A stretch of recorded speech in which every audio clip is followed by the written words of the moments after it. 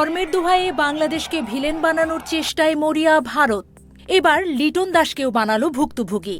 তারা প্রমাণ করল আসলে ঢাকাকে বিপদে ফেলতেই দিল্লির এই বহুবিধ শব্দের ব্যবহার, এখানে আর কোনো কারণ নেই।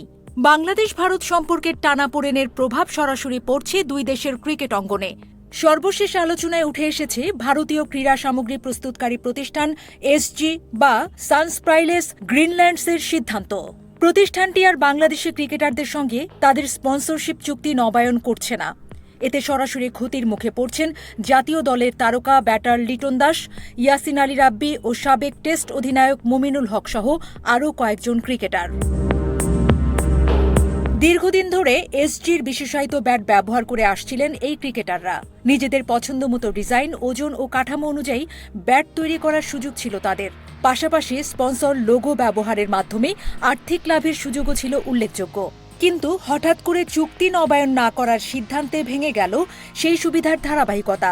ক্রিকেটারদের এজেন্টরা গণমাধ্যমকে জানিয়েছেন, এসজি আগে থেকে চুক্তি নবায়নের আশ্বাস দিলেও শেষ মুহূর্তের সিদ্ধান্ত বদলে প্রতিষ্ঠানটি আর কোনো কারণও জানায়নি।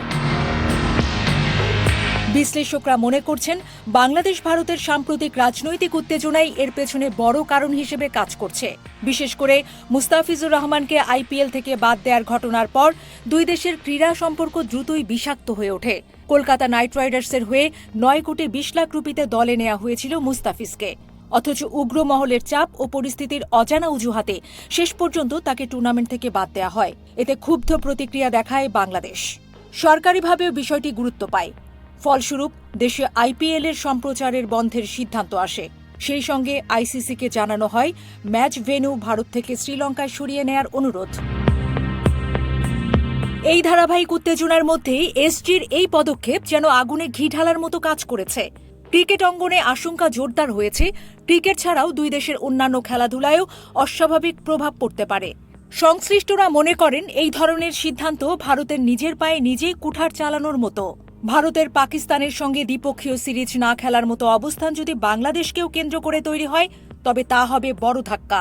ভারতীয় চুক্তি বাতিল হলে বাধ্য হয়েই বাংলাদেশি ক্রিকেটাররা বিকল্প প্রতিষ্ঠানের দিকে ঝুঁকবেন, যেখানে পাকিস্তানি ব্র্যান্ডগুলো এগিয়ে আসার সম্ভাবনা উড়িয়ে দেয়া যায় না। বাংলাদেশের ক্রীড়া সামগ্রীর বাজারে এতদিন দাপটের সঙ্গে ব্যবসা করেছে ভারতীয় ব্র্যান্ডগুলো।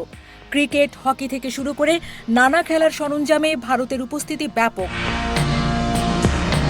সাম্প্রতিক সময়ে যদিও পাকিস্তানি ব্র্যান্ড কিছুটা জায়গা করে নিয়েছে, তবে এখন এসজি সরে গেলে সেই বাজার আরও বড় হতে পারে। বিশেষত সিলেটে বিপিএল খেলছেন এমন অনেক ক্রিকেটার এসজি ব্যাট ব্যবহার করতেন।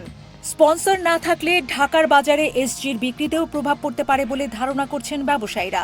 সব মিলিয়ে স্পন্সর চুক্তি বাতিলের এই ঘটনা শুধু 3 ক্রিকেটারের আর্থিক ক্ষতির বিষয় নয়, বরং দুই দেশের সম্পর্কের টানাপোড়েনের সরাসরি প্রতিফলন বলে মনে করছেন ক্রীড়া বিশ্লেষকরা।